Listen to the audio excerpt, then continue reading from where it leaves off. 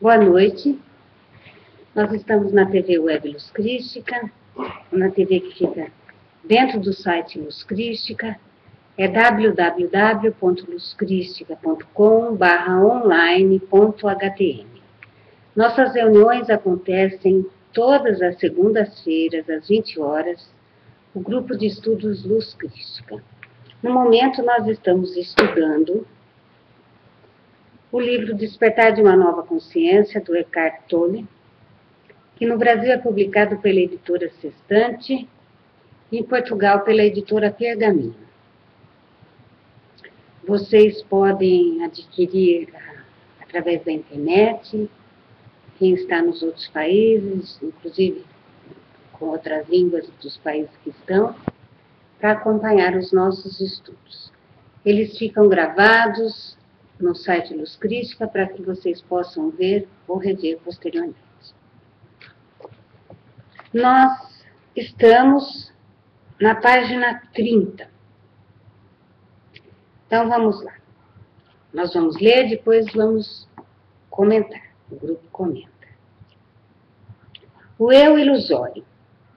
A palavra eu incorpora o maior erro e a verdade mais profunda, dependendo de como é utilizada. No uso convencional, não é só um dos termos empregados com maior frequência, juntamente com as palavras correlatas, mim, meu, comigo, etc., como é um dos mais enganosos. Na sua aplicação cotidiana normal, eu contém um erro primordial, uma percepção equivocada de quem a pessoa é, um sentido ilusório de identidade.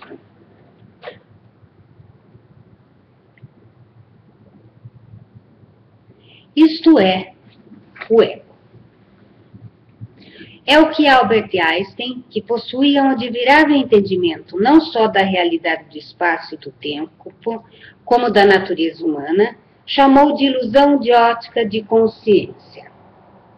Essa identidade ilusória se torna então a base de todas as interpretações, ou melhor, das más interpretações posteriores da realidade, de todos os processos de pensamento, das interações e dos relacionamentos. A realidade do indivíduo passa a ser um reflexo da ilusão original. O lado bom disso é que, se formos capazes de reconhecer a ilusão como tal, ela se dissolverá. A identificação da ilusão é o seu fim. A sua sobrevivência depende do nosso erro em considerá-la realidade.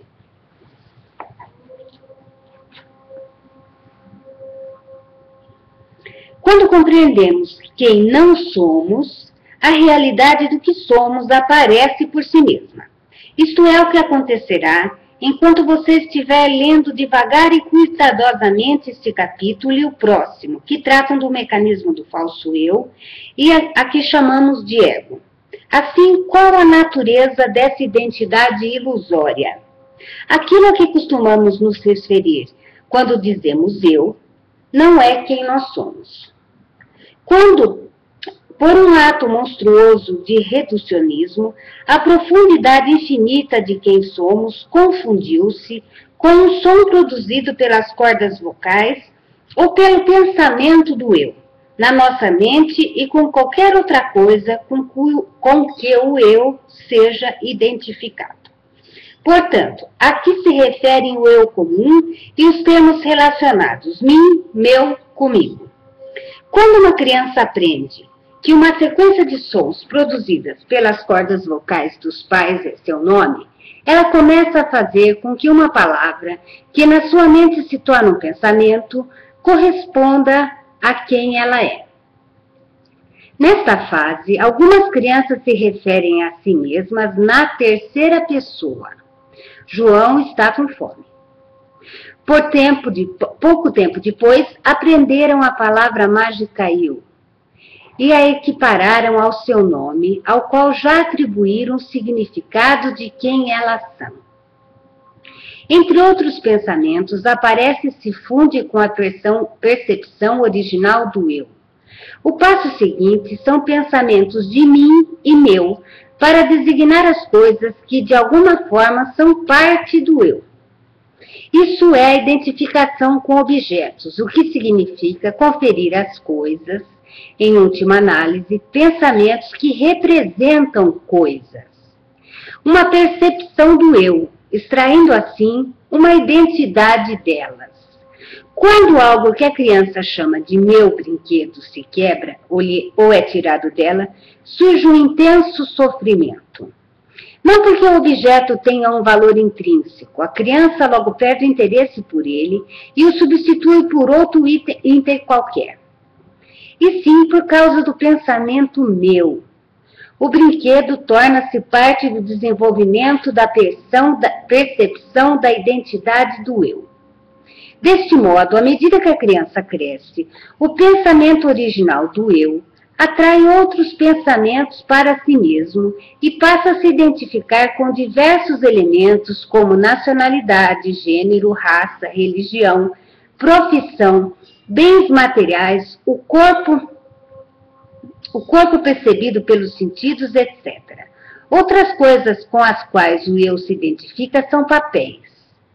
Mãe, pai, marido, esposa e assim por diante. Opiniões e conhecimento acumulados, o gostar ou não gostar, além de fatos que aconteceram no passado e cuja lembrança são pensamentos que posteriormente definem a percepção da identidade como eu e minha história. Esses são apenas alguns dos aspectos dos quais as pessoas extraem sua percepção de quem elas são. No fim das contas, elas não passam de pensamentos reunidos de maneira precária por conterem todos os sentidos da identidade egóica. Essa construção mental é aquilo que, em geral, alguém se refere quando diz eu. Para ser mais preciso, na maior parte do tempo, não é a pessoa que está falando quando pronuncia ou pensa eu, mas algum aspecto dessa construção mental, a identidade egóica. Após o processo do despertar, a palavra eu ainda é usada. No entanto, ela passa a vir de um lugar muito mais profundo dentro de nós. Quase todas as pessoas ainda estão identificadas com o fluxo incessante da mente, do pensamento compulsivo, em sua maior parte repetitivo e sem importância. Não existe nenhum eu fora dos seus processos de pensamento e das emoções que os acompanham. Esse é o significado de ser espiritualmente inconsciente. Quando informadas de que existe uma voz na sua cabeça que nunca para de falar, as pessoas costumam ter duas reações. Ou perguntam que voz, ou a negam com raiva. E isso, sem dúvida, é a própria voz, aquele que pensa, a mente não observada. Podemos considerá-la quase uma entidade que se apossou das pessoas. Há quem nunca se esqueça da primeira vez em que conseguiu romper a identificação com seus pensamentos. Momento em que foi capaz de sentir brevemente a mudança de identidade, deixando de ser o conteúdo da sua mente para se tornar a consciência lá no fundo. No caso de outros indivíduos, isso acontece de uma maneira tão sutil que eles mal percebem ou apenas notam uma abundância de alegria ou paz interior sem saberem o que originou esses sentimentos. Eu acho que dá para a gente continuar. Tive meu primeiro lampejo de consciência quando era aluno do primeiro ano da Universidade de Londres. Eu tomava o metrô 2 vezes por semana para ir à biblioteca da universidade, em geral por volta das 9 horas da manhã, quase no final do horário de maior movimento. Certa vez, uma mulher com pouco mais de 30 anos sentou-se à minha frente. Eu já tinha visto algumas vezes naquele trem. Não era possível deixar de notá-la. Embora o vagão estivesse cheio, os assentos ao seu lado permaneciam desocupados. O motivo era, sem dúvida, o fato de que ela parecia um pouco insana. Muito tensa, falava consigo mesmo sem cessar, em voz alta e irada. Estava tão absorta nos próprios pensamentos que dava a impressão de ignorar a presença das pessoas ao seu redor. Mantinha a cabeça baixa, ligeiramente voltada para a esquerda, como se estivesse conversando com alguém sentado no lugar vago ao seu lado. Embora não me lembre com exatidão das suas palavras, o monólogo que essa mulher desfiava era algo como: então ela me disse, e depois eu disse que ela era uma mentirosa que ousava me acusar. E você sempre tirou vantagem da confiança que eu tinha em você e me traiu. Seu tom de voz era raivoso, como de uma pessoa que fora enganada, que precisava defender sua posição ou se sentiria aniquilada. Enquanto o trem se aproximava da estação, ela se levantou e se dirigiu à porta sem interromper a torrente de palavras que lhe brotava dos lábios. Como eu também ia saltar ali, fui andando atrás dela. No nível da rua, a mulher começou a caminhar para a rua, ainda envolvida no diálogo imaginário. Minha curiosidade aumentou. Como ela estava se deslocando na mesma direção que eu tomaria, decidi segui-la. Embora permanecesse envolvida naquela conversa fantasiosa, a mulher parecia saber para onde estava indo. Logo estávamos próximos à impotente estrutura do Senate House, um edifício de 1930, onde se localizavam o prédio da administração central da universidade e a biblioteca. Fiquei chocado. Seria possível que estivéssemos nos encaminhando para o mesmo lugar? Sim, era para onde ela ia. Será que a mulher era uma professora, uma aluna, uma funcionária administrativa, uma bibliotecária? Talvez fizesse parte de um projeto de pesquisa psicológica. Nunca soube a resposta. Procurei me manter 20 passos atrás delas, mas no momento em que entrei no prédio onde, ironicamente, funcionava a sede da Polícia do Pensamento na versão cinematográfica do romance 1984, ela já tinha desaparecido num dos elevadores. Fiquei impressionado com o que acabara de testemunhar. Aos 25 anos, eu era um aluno maduro do primeiro ano da faculdade e me considerava intelectual em desenvolvimento.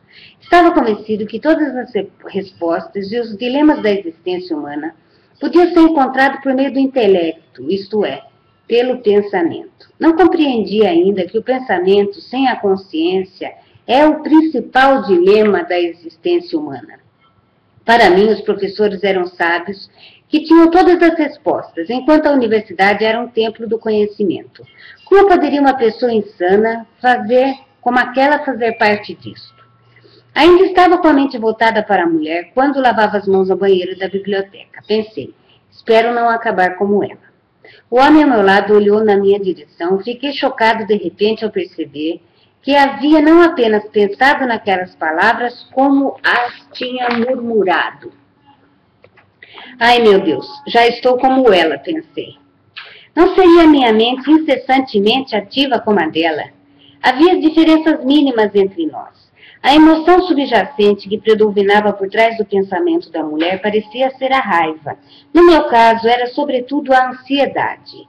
Ela pensava em voz alta. Eu, na maior parte do tempo, apenas pensava. Se ela fosse maluca, então todo mundo também seria maluco, inclusive eu. Só havia diferenças de graus de maluquice. Por um momento, fui capaz de me distanciar da minha própria mente e vê-la de uma perspectiva mais profunda como ela era. Percebi uma breve mudança do processo de pensar para o estado de consciência. Eu ainda estava no banheiro, porém sozinho, olhando para o meu rosto refletido no espelho. No momento que me desliguei da minha mente, ri em voz alta. Deve ter soado como uma birutice, no entanto era o riso da sanidade, aquele do Buda barrigudo. A vida não é tão séria quanto minha mente me faz parecer. Era o que a risada parecia dizer. Contudo, aquilo foi apenas um lampejo, e eu o esqueceria bem rápido. Acabei passando 3 anos seguintes no estado de ansiedade e depressão, completamente identificado com a minha mente. Foi preciso que eu chegasse muito perto do suicídio para que a minha consciência retornasse. Depois disso ocorreu bem mais do que um lampejo. Eu me libertei do pensamento compulsivo e do falso eu criado pela mente. Aquele episódio envolvendo a mulher não só me deu a primeira centelha de consciência, como despertou minha primeira dúvida quanto à validade absoluta do intelecto humano. Meses mais tarde, um fato trágico fez com que essa dúvida aumentasse. Numa manhã de segunda-feira, eu e as pessoas chegamos à universidade para assistir à palestra de um professor cujas ideias eu admirava muito. Mas fomos informados de que havia cometido suicídio no final de semana, atirar em si mesmo. Fiquei atordoado. Ele era um professor altamente respeitado e parecia ter respostas para tudo. No entanto, até aquele momento, eu não conseguia identificar nenhuma alternativa para o cultivo do pensamento. Ainda não compreendia que pensar é apenas um minuto aspecto da consciência que somos.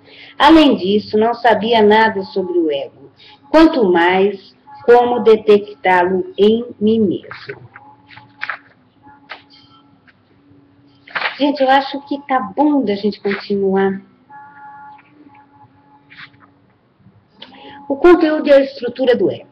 A mente egóica é completamente condicionada pelo passado. Esse condicionamento é duplo. Consiste em conteúdo e estrutura. No caso de uma criança que está chorando e sofrendo profundamente porque lhe tiraram um brinquedo, esse objeto representa o conteúdo. Ele pode ser trocado por qualquer outro objeto, qualquer outro conteúdo, isto é, por qualquer outro brinquedo ou objeto. O conteúdo com o qual alguém se identifica é condicionado pelo ambiente, por sua criação e pela cultura dominante. Tanto faz se a criança é rica ou pobre, e também não importa se o brinquedo é um pedaço de madeira no formato de animal ou um aparelho eletrônico sofisticado. O sofrimento causado pela perda do objeto será o mesmo. A causa dessa dor aguda está oculta nas palavras meu. É estrutural. A compulsão inconsciente para ressaltar a própria identidade por meio da associação com o objeto é construída na própria estrutura da mente egóica. Uma das mais básicas estruturas mentais que possibilita a existência do ego é a identificação. A palavra identificação deriva dos termos latinos idem, que significa o mesmo, e facere, que responde a fazer. Portanto, quando nos identificamos com algo, fazemos dele o mesmo. O mesmo que o quê? O mesmo que nós. E lhe atribuímos a percepção do eu, assim ele se torna parte da nossa identidade. Um dos níveis mais básicos de identificação é com as coisas. Tanto que dizemos meu brinquedo, que mais tarde se tornará meu carro, minha casa, minhas roupas e assim por diante. Tentamos nos encontrar nas coisas. Porém, nunca conseguimos fazer isso inteiramente e acabamos nos perdendo nelas. Essa é a sina do ego. Quem trabalha no setor de publicidade sabe muito bem que para vender produtos supérfluos ou desnecessários, é preciso convencer as pessoas de que esses objetos acrescentarão algo à maneira como elas se veem,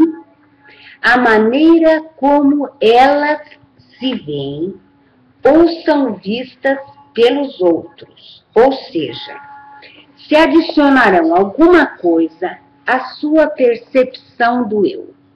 Os anúncios fazem isso, por exemplo, nos dizemos que vamos nos destacar na multidão usando tal produto. Assim, por implicação, seremos mais plenamente nós.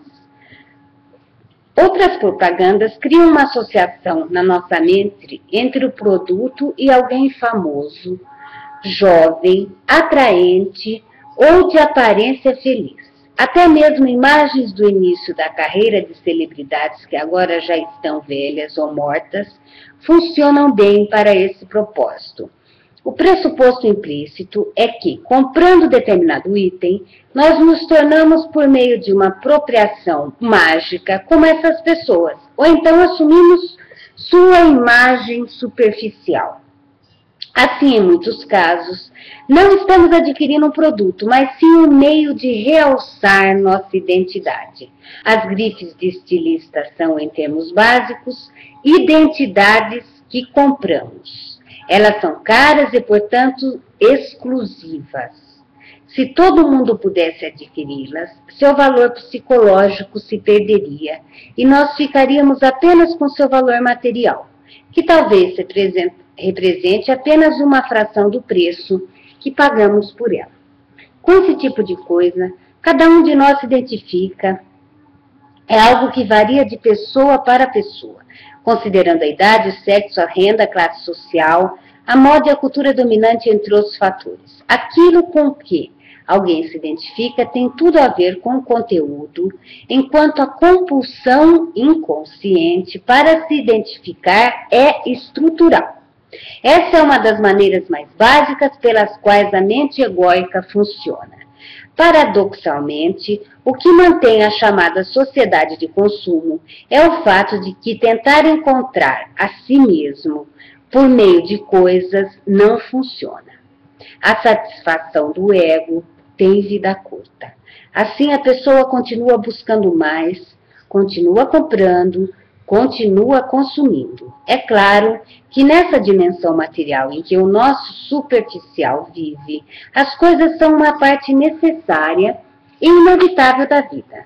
Precisamos morar em algum lugar, necessitamos de roupas, móveis, ferramentas e transportes. Há também coisas que valorizamos por causa da sua beleza ou da sua característica inerente. Devemos reverenciar o universo das coisas e não menosprezá-lo.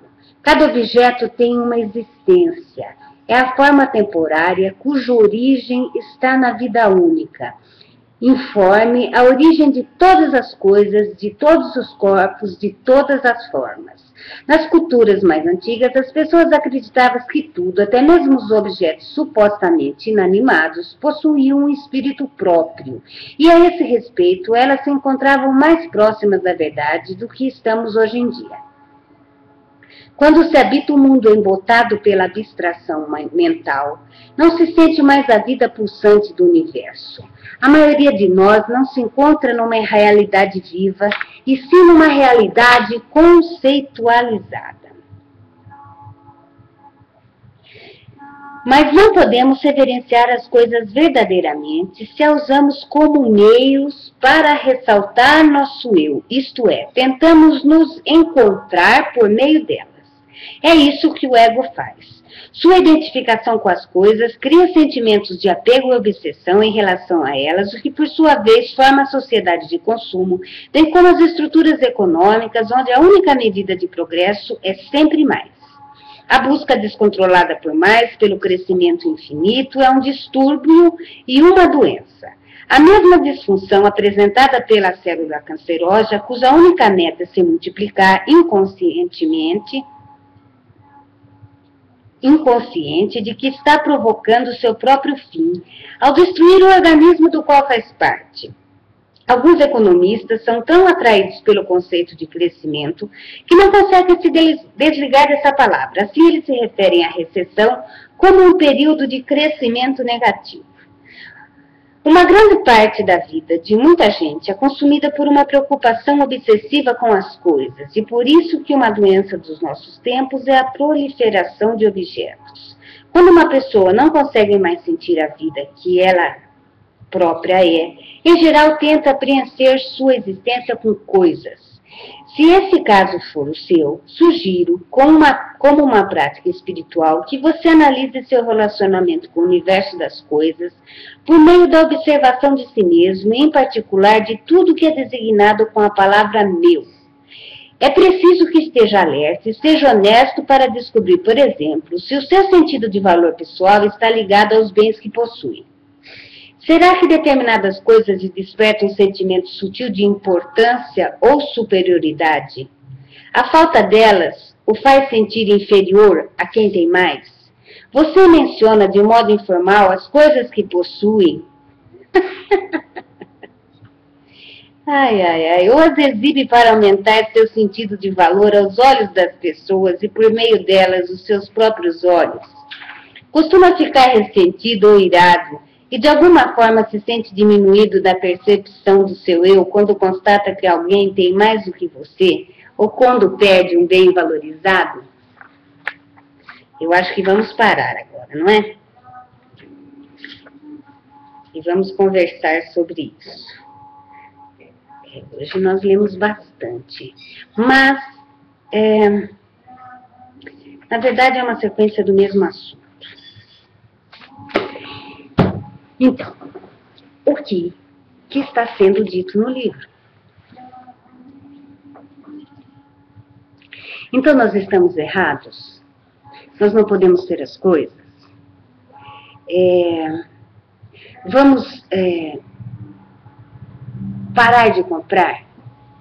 Vamos morar no Himalaia para nos desidentificarmos do nosso ego? Como é que a gente sai desse balaio de gato?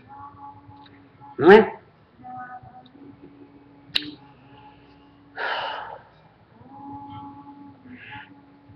Nós temos vários corpos. Um dos corpos, e apenas e tão somente um dos corpos, é o nosso corpo mental. E é o nosso corpo mental chamado, para identificação, de mental inferior, que é esse que nós utilizamos aqui no nosso dia a dia. Quando nós nascemos, a gente vem com... Nós somos um recipiente vazio. E nós vamos aprender a nos reconhecer. Para quem acredita em reencarnação, a ver o que a gente vai fazer nessa encarnação em complemento às nossas anteriores. Muito bem. Como Osho diz, nós devemos aprender a viver em sociedade para depois de um amadurecimento interno e pessoal, nós desaprendermos. Esse é o caminho da nossa maturidade, da nossa consciência, da nossa sabedoria. Então, nós vamos acumulando e acumulando conhecimentos. O que ele diz no início é que isto aqui recebeu um nome para que fosse identificado. Então, isso foi um objeto elaborado por alguém, imaginado por alguém e construído, materializado por alguém, e recebeu o nome de almofada. Então, a gente vem e nós somos apresentados ao objeto almofada. E passamos através do nome almofada, usando o nosso intelecto, a saber, daí por diante, que quando se falar almofada, é isto, ou alguma coisa parecida com isto, que serve para alguma finalidade. Muito bem. Se fosse só e tão somente um aprendizado, não se cairia nessa situação de que o Eckhart está falando da identificação. O que acontece é que nós, quando estamos estruturando o nosso caráter, a nossa personalidade, podemos, ao invés de ir nos reconhecendo como aquilo que a gente gosta e aquilo que a gente não gosta, nós vamos montando a nossa história na nossa cabeça pelo tanto de almofadas que temos. Então, essa almofada passa a fazer parte da minha realidade. O que acontece é uma confusão mental de que eu, Eliana, que vivo nessa casa, tenho a minha almofada amarela. A diferença em ter e se identificar é tênue. Só um minutinho. Só tá ruim para Dulce ou tá ruim para mais alguém?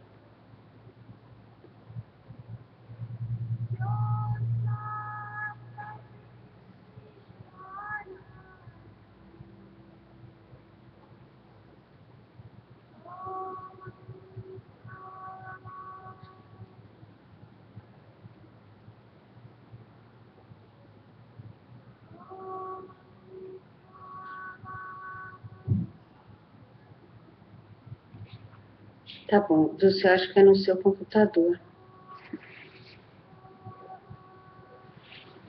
Então, eu acho que é no seu computador, deve ser a sua banda. Então, voltando à almofada.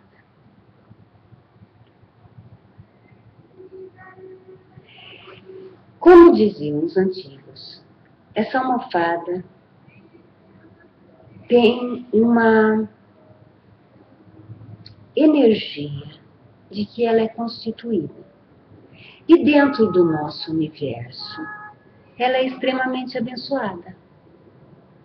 A almofada, ou o carro, ou a casa, ou qualquer outra coisa, é uma coisa neutra, que pode melhorar muito a sua vida em alguns aspectos, desde que você esteja realmente necessitando, o que você tenha um prazer em tê-la.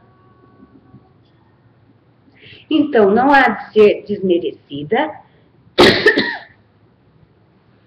mas não há de nós nos confundirmos com o pensamento de meu.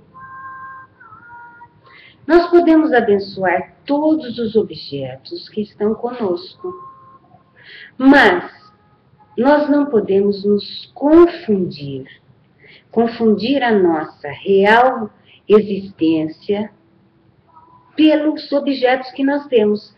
Senão, quando as coisas se vão, é como se parte de nós tenha morrido. Essa lição é uma lição muito interessante que se aprende quando a gente perde tudo. Isso aconteceu comigo, aconteceu com o Alexandre e aconteceu com vários amigos. Você perde tudo. E, de repente, você se vê sem nada. E aí, o que é que se aprende? É o desapego? Sim, é o desapego. Mas não é o desapego da maneira como muitas pessoas pensam. Um desapego como se fosse um castigo. Um desapego como se fosse uma lição.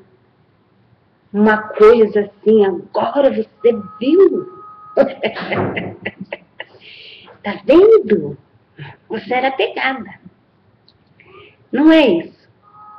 O desapego quer dizer que a partir da sua reconstrução, você vai comprar as coisas e vai dar às coisas o devido valor que ela tem.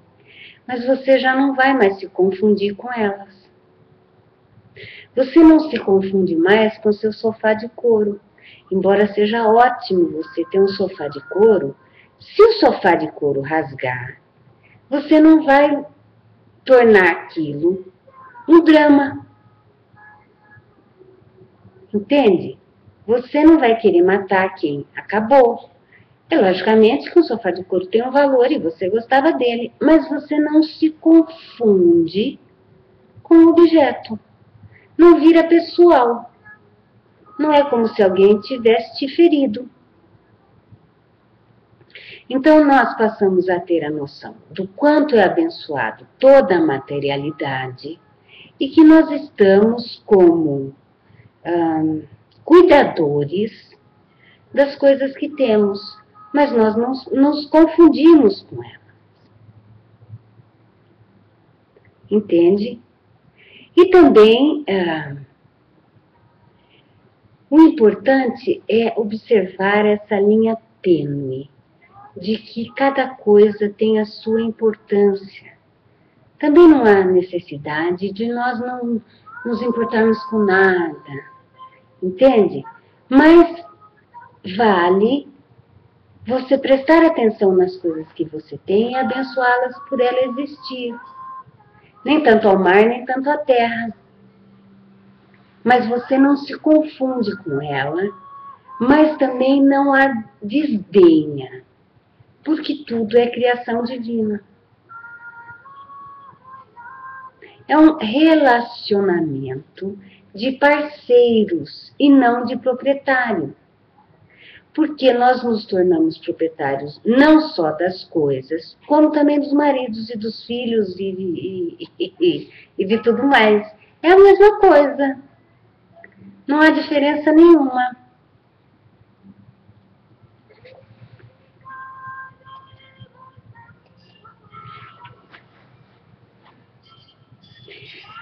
A Carmen colocou assim: sem o desapego material, fica dificílimo nós não nos identificarmos com o pensamento, algo tão íntimo e pessoal. Olha, Carmen, não há necessidade de todos terem a lição do desapego. Algumas pessoas, e Deus sabe lá o motivo, passam pela lição do desapego. Mas nós também podemos aprender utilizando a mesma inteligência que nos bloqueia. Basta pensarmos melhor. Assim, como é que nós vamos chegar a esse estado de consciência? Nós estamos muito ligados ao que pensamos. Tanto que ele fala ali que nós falamos sem perceber, falamos alto aquilo que estamos pensando, porque nós estamos conversando com a gente, né? Aquela coisa, aquela voz, aquela coisa, aquela voz. Então a gente conversa com a gente briga com a gente, briga com o outro. Isso é coisa do intelecto. Sim, o mecanismo de desapego tem que existir. Sim. Então, eu estava querendo chegar lá. Mas nem sempre o desapego, na verdade não é desapego, é desidentificação. Nós nos desidentificamos das coisas. O desapego pode ser material, pode ser. Mas a palavra mais assim corretinha é desidentificação. Então, Carmen, então, boa parceira, é isso mesmo. Ó, porque assim, quer dizer, você pode. Então, a gente está lá falando, e de repente, como é que eu vou me desidentificar, me desapegar desses pensamentos? Sabe aquela posição de testemunha que o Osho fala? Ou que o povo oriental fala há milênios: medite. Medite, medite. Porque na meditação, o grande barato é você ver que você está meditando. E você percebe que passa um pensamento. Então que você não é o pensamento. O pensamento passou, mas você estava querendo fazer outra coisa. Então você consegue nesse momento perceber: opa, então eu não sou o meu pensamento. O pensamento está querendo ser um observador. O pensamento está querendo interagir comigo, mas eu estou querendo ficar em silêncio. Então é uma grande descoberta nesse momento que nós não somos a nossa mente, apenas e tão somente.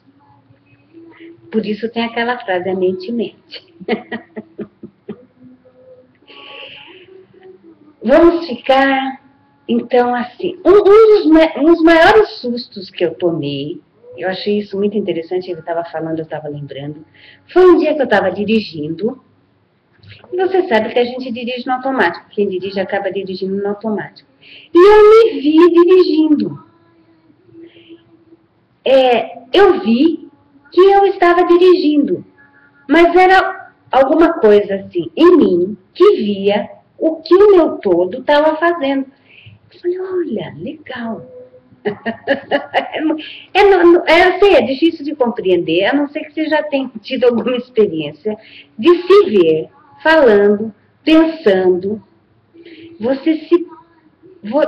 A coisa vem e nós estamos acostumados a achar que aquilo que a gente pensa é a gente. Mas se você procurar se manter neutra, você vai ver que é um pensamento. E daí nós estamos na posição de testemunha, ou seja, de observador de nós mesmos. O que nos traz uma... Para que serve? Uma imensa liberdade descomunal. Você vê que tudo aquela maluquice, que aquela coisa desenfreada não é você. Faz parte de você.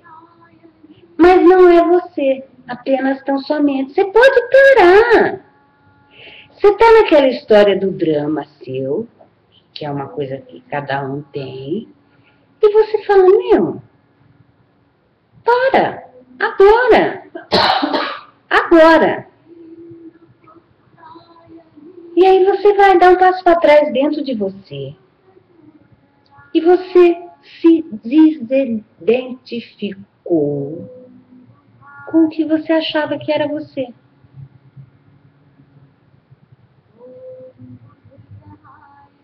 Entende? Isso é maravilhoso, porque nós paramos, então, de achar que nós somos o externo. Nós somos mães, nós somos mulheres, eu sou mulher do meu marido, eu sou filha de fulano de tal. Não. Por quê? Você busca dentro de você essa testemunha, esse observador do que você é, que por acaso compartilha com algumas pessoas e objetos aquilo que você é, mas não o contrário. Pega-se coisas externas para nos encontrarmos. É de dentro que convive com fora. E não nos montarmos mentalmente pelas coisas que nós temos. Teve uma parte ali que eu ri, porque existem pessoas que para se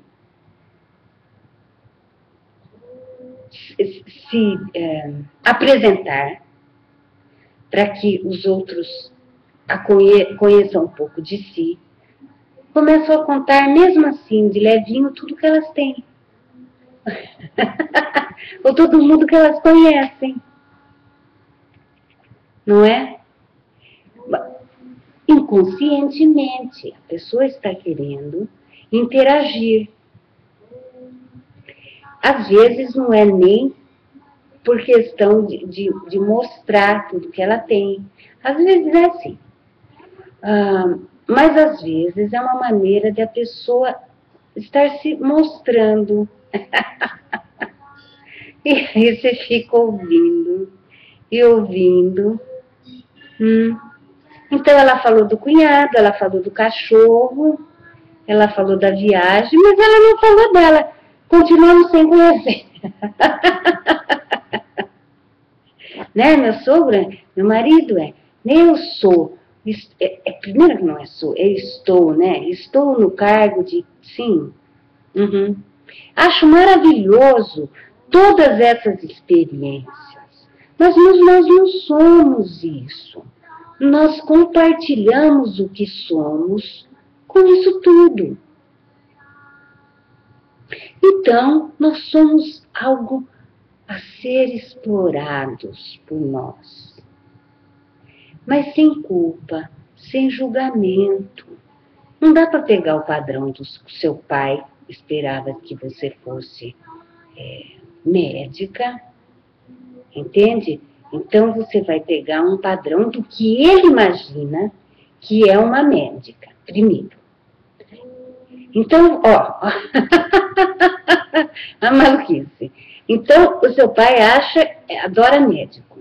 Então, ele faz uma ideia do que é ser um médico. E aí você compra a ideia do que ele acha, e você acha o que ele acha que o outro é. Entendeu? E como é que você quer se construir em cima de tanto achismo? Não tem parâmetro. Agora, se pegar daqui para fora, sabe? É outros 500. É mais alegre, é mais fácil, é menos dramático, não é sufocante. É muito interessante essa desidentificação. E a gente vai se... E a gente... Jeová! É você!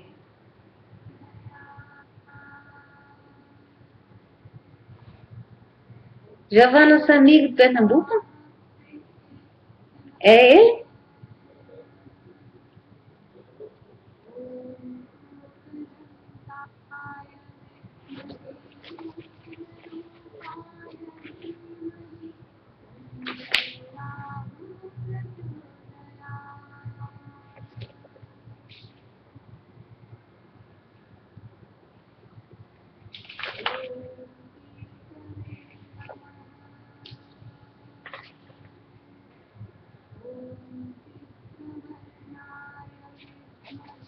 Ah, que lindo! Beijo pra você. Eu nunca vi você aí no chat, Jeová. Olha, gente, isso é muito interessante. É preciso que esteja alerta e seja honesto para descobrir, por exemplo, se o seu sentido de valor pessoal está ligado aos bens que possui. Será que determinadas coisas lhe despertam um sentimento sutil de importância ou superioridade? A falta delas o faz se sentir... Curso no Rio está confirmado. A falta dela o faz se sentir inferior a quem tem mais. Você menciona de modo informal as coisas que possui ou as exibe para aumentar seu sentido de valor aos olhos das pessoas e por meio delas aos seus próprios olhos. Costuma ficar ressentido ou irado e de alguma forma se sente diminuído. Aqui que é o mais triste. Diminuído na percepção do seu eu quando constata que alguém tem mais do que você ou quando você perde um bem valorizado. Aqui é que pega.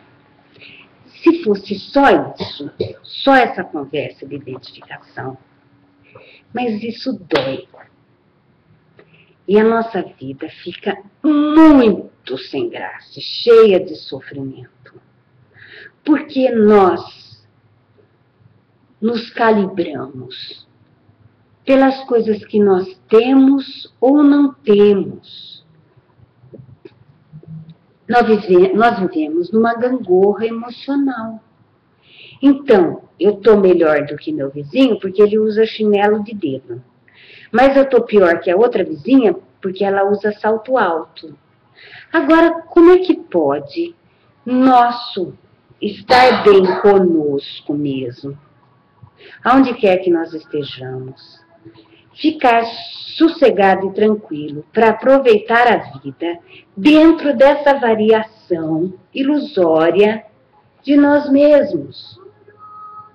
A vida fica muito triste, porque nós sempre estamos nos comparando e não aproveitamos.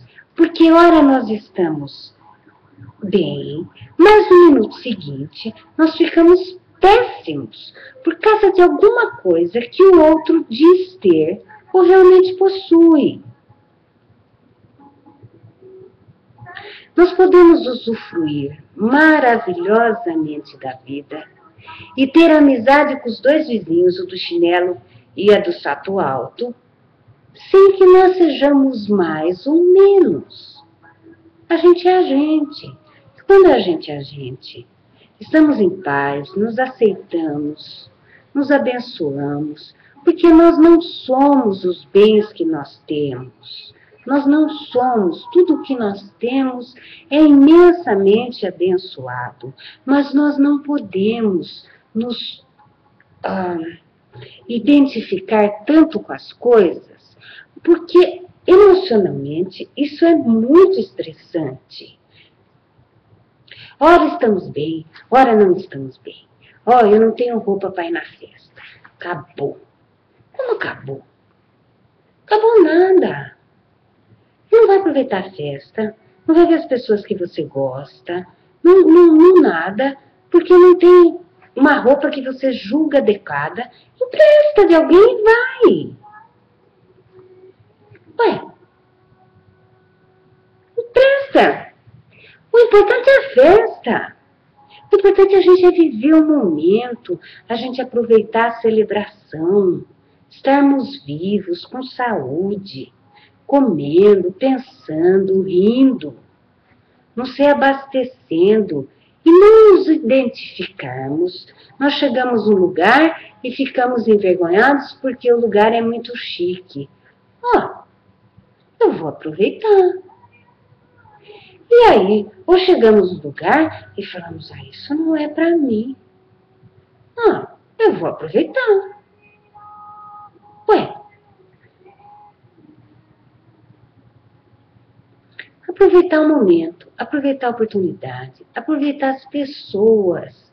Porque as pessoas querem nos dar o melhor delas sempre. Entende? Essas coisas se traduzem, inclusive, na materialidade. Se ela está entendendo, não está entendendo, tanto faz. Eu vou aproveitar a oportunidade, sabe? Vou viver, vou deixar que isso tenha gosto. Porque senão, a variação emocional do que a gente é, do que a gente não é, do que a gente é, do que a gente não é, não é. Tô certo, tô errado, tá ruim, tá mal. Por causa de coisas externas. Se nosso cabelo mudasse, quando fizesse sol e quando ficasse chuva, a gente não ia saber que cor que era esse cabelo. Porque estaríamos vendidos a eventos externos. Os eventos externos são maravilhosos para nós interagirmos, compartilharmos, mas não para nos confundirmos, pensando que nós somos ele. Que nós somos esposa de fulano de tal. Não, não é. Ele é casado com você. Porque você existe. Não é você que é esposa dele, ele que é seu marido. Entende a diferença? Não importa o cargo que a criatura ocupe ou que você ocupe. Este é meu marido. Porque só é meu marido porque eu estou viva. Não é que eu sou a mulher dele. Porque na sua vida o que importa é que você está viva. Não é o cargo que o seu marido ocupa. Aí tem graça. Você aproveita o cargão do marido, as viagens, o jantar, mas não se confunde. Se o cara morrer, a vida... foi bom enquanto durou, não é? Agora vamos ver o que tem. Mas você não é a esposa do fulano de tal. Ele é que é seu marido. Porque você existe para você.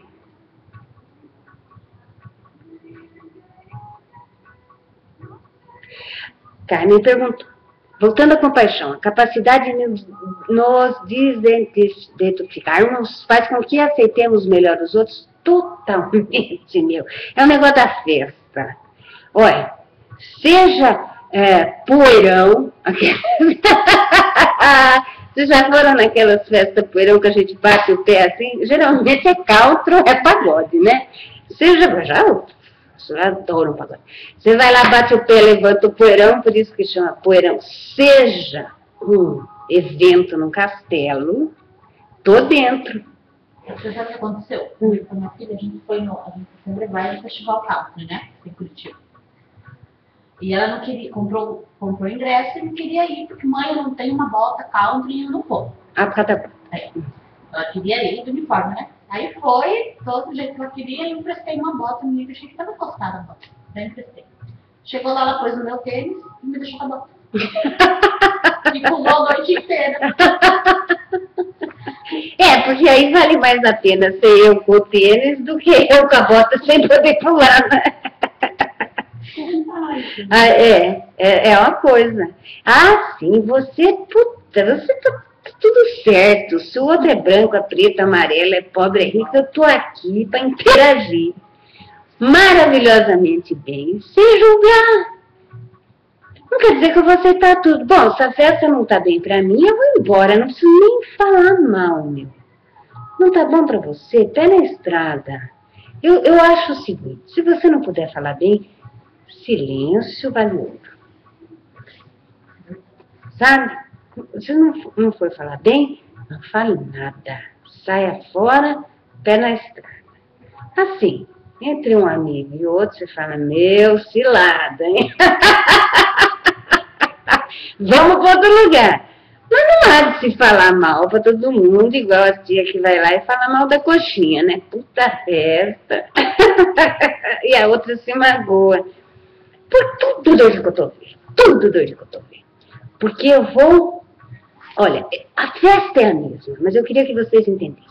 É diferente você fazer uma festa para sua filha que está fazendo 15 anos, porque, está fazendo 15 anos. Sabe? Vamos comemorar. Ou você fazer a festa para que os outros vejam. A festa é a mesma, mas a alegria de vida está naquela comemoração de você. Se der para fazer a festa, ótimo. Se der para fazer um churrasco, o negócio é a comemoração.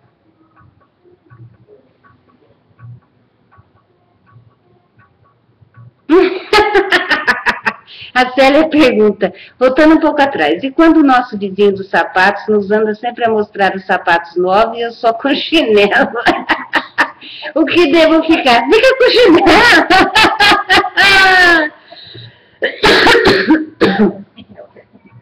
Sabe por quê? Deixa eu falar agora sério. Porque o que te incomoda não é ele, o que se incomoda é você. Você que está se incomodando dele falar. Ele é apenas e tão somente uma boca que fala. Ponto. Por isso que eu sempre falo, eu falo porque eu tenho boca. Ele é uma boca falando. Só. Você constata que ele dá importância ao sapato que ele usa. Muito bem, constatei. Constatar e ver é diferente de julgar. Porque o julgamento você já se bota na parada.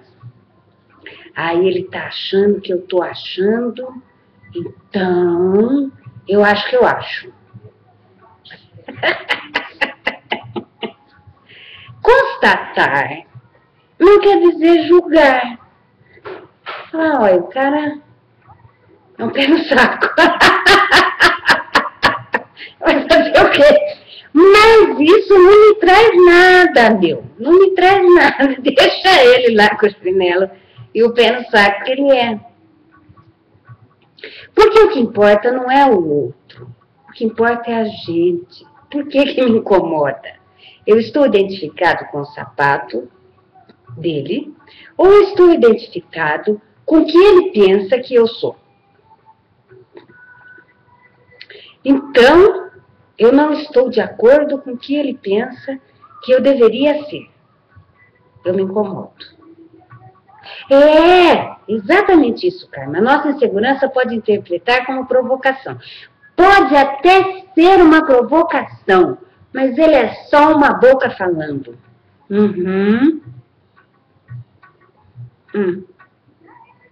É isso. É apenas uma opinião, que por acaso não é a sua. Só. Quando você vê que é apenas uma opinião, a coisa do seu pai, da sua mãe, do seu vizinho, do seu professor, é apenas apenas uma opinião. Não há de se endeusar e também não há de se esculhambar ninguém. Nós observamos, nós respeitamos, mas eu não penso assim. Isso não quer dizer que precisa ter algum tipo de confronto. Tá, entendi. Você não gosta de vermelho. E aí eu registro, então eu não posso dar presente vermelho para ele, porque ele não gosta de vermelho. Só. Facilita. É porque nós estamos acostumados a nos impor, a nos mostrar pelas coisas que temos, ou que os outros acham de nós, ou que esperam de nós. Mas nós não ficamos à vontade conosco de falar, nada como um chinelo. Olha, uma coisa muito engraçada. É mesmo cultural, você sabe? A gente entra se quiser. Em São Paulo, eu trabalho de sapato de salto. Aqui no Deus Cristo que eu vivo descalça, né? Que é o que eu mais gosto. Mas em São Paulo, eu trabalho de sapato de salto. No Rio de Janeiro, é rasteirinha. Porque são 3 realidades completamente diferentes. O que eu sou? Eu sou o que tiver que usar. Eu não sou nenhum tipo de sapato. Eu trabalho bem de salto. Eu não sou melhor nem pior por causa disso. Eu trabalho muito bem descalça aqui no Luz Crística. Eu não sou melhor nem pior por causa disso. E trabalho de rasteirinha no Rio na boa. Não sou melhor nem pior por causa disso. Sou eu trabalhando. Adequado à realidade de cada lugar. Dentro de mim, nada mudou. Eu só me adequei com as parcerias que eu estou fazendo no momento. Mas o trabalho é absolutamente o mesmo. E eu chego da mesma maneira em qualquer desses lugares. Quem me conhece já viu em mais de um lugar. Quando eu estou de mau humor, eu estou de mau humor em qualquer um deles. Quando eu estou de bom humor, eu estou de bom humor em qualquer um deles. Procuro fazer o melhor trabalho em qualquer situação. Mas não me meço pelo sapato que eu estou usando. Entendem? Estou completamente desencanada. É isso. Num grau menor. O menor também serve para o maior. Tô aí. É de salto? Tô de salto. Ai, a Maísa é muito engraçada. Quando tem alguma coisa assim, algum evento, alguma coisa, se arruma, Eliana. Ela fala pra mim, eu vou lá, boto um sapato de salto. Pronto, Maísa, tô arrumada. Porque eu vivo descalça aqui. Quando eu ponho o salto, eu tô arrumadíssima. Então ela já falou, hoje é dia de salto. Ah, legal.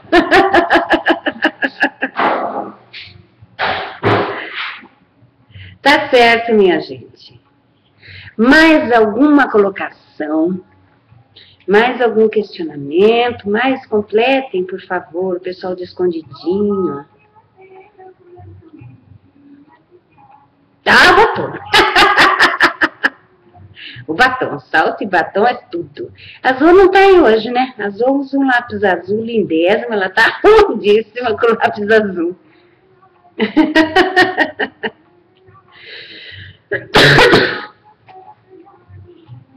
Mais alguma coisa? Acho que nós já conversamos bastante, não é? Para hoje. E a gente se encontra então na segunda-feira que vem, às 20 horas, aqui na TV Luz Crística. Esse encontro vai estar gravado no site, vocês podem acessar durante a semana. Tá bom? Um beijo, fiquem com Deus.